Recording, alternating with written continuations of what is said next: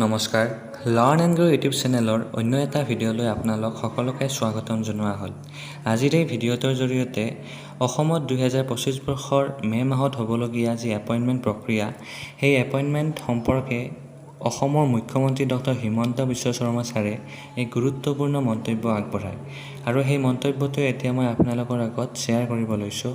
সেয়েহে আপোনালোক সকলোকে ভিডিঅ'টো শেষলৈ চাবলৈ অনুৰোধ জনোৱা হ'ল। সেই ৰাইজক শাৰদীয় দুৰ্গা পূজাৰ শুভকামনা যাচিছোঁ। শাৰদীয় দুৰ্গা পূজাৰ প্ৰাক মুহূৰ্তত অসমৰ মহাবিদ্যালয়, ইঞ্জিনিয়াৰিং কলেজ, পলিটেকনিক আৰু স্বাস্থ্য বিভাগত আয়ুৰ্বেদিক চিকিৎসক ৰূপে প্ৰায় 400 যুৱক যুৱতীক আজি আমি নিযুক্তি পত্ৰ প্ৰদান কৰিলোঁ।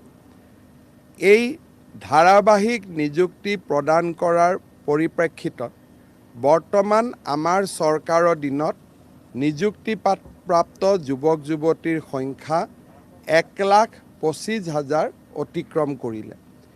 ৰাজ্যত প্ৰায় 40,000 নিযুক্তিৰ প্ৰক্ৰিয়া বৰ্তমান পৰিচালনা হৈ আছে। আৰক্ষী বিভাগ, এডিআৰই, শিক্ষা বিভাগ আৰু আন বহুতো বিভাগত চলি থকা আটাইবোৰ নিযুক্তিক আমি চেষ্টা কৰিম যাতে 10 মে'ৰ আগতে সম্পূৰ্ণ কৰিব পাৰি। ইয়াৰ ফলত নিযুক্তিপ্ৰাপ্ত যুৱক যুৱতীৰ সংখ্যা 1.5 লাখ সংখ্যা ক্ৰছ কৰি প্ৰায় 1,60,000 হ'বগৈ।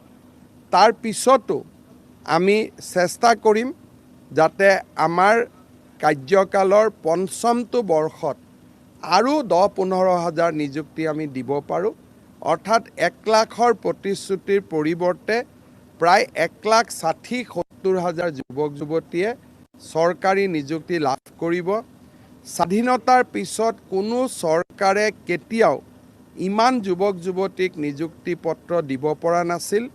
অসমৰ ইতিহাসত এই 5টা বছৰ নিযুক্তিৰ ক্ষেত্ৰত এটা স্বৰ্ণীল যুগ হৈ থাকি যাব, তাক মই বিশ্বাস কৰোঁ।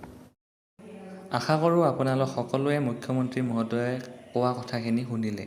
গতিকে এইখিনিয়ে আছিল আজিৰ ভিডিঅ'টো। এই ভিডিঅ'টোৱে যদি আপোনাক সামান্য পৰিমাণে হ'লেও উপকৃত কৰিছে বুলি ভাবিছে, তেতিয়াহ'লে লাৰ্ণ এণ্ড গ্ৰ' চেনেলটো ছাবস্ক্ৰাইব কৰাৰ লগতে লাইক, শ্বেয়াৰ আৰু কমেণ্ট কৰিবলৈ নাপাহৰিব। ধন্যবাদ।